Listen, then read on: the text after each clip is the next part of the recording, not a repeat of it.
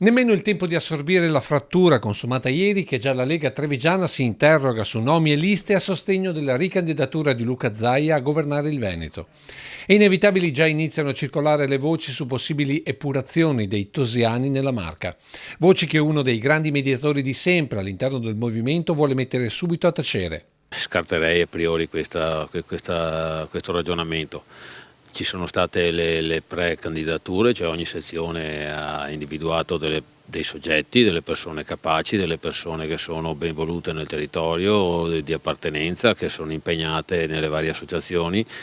Certamente sarà una prima scrematura, quindi escludo che ci siano ritorsioni o vendette o ripicche. Conseguenze tra l'altro di una frattura che sembra non abbia più di tanto impressionato la base leghista. Era però una notizia che girava e è stata presa anche un po' come liberazione. Dirò di più, la gente che frequento, e frequento tutta la bassa trevigiana, gente normale, gente nei cantieri, si aspettava una decisione magari anche 48 ore prima. Questa sera quindi Treviso sceglierà i primi nomi per le due liste a sostegno dell'attuale governatore, quella strettamente della Lega, non avrà alcun sindaco o altro amministratore locale.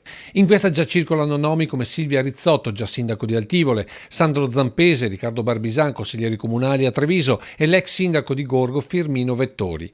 Mentre nella civica la quota rosa di 4 candidature sarebbe già stata quasi completamente definita, con Marica Fantuz, sindaco di Meduna, Angela Commellere, primo cittadino di Miane, e Sonia Fregolent di Sernaglia. Dei 5 candidati maschi ci sarebbero Marco Serena, sindaco di Villorba, Mauro D'Aziglio di Quinto e Gianangelo Boff di Tarzo, oltre allo stesso Fulvio Petenà.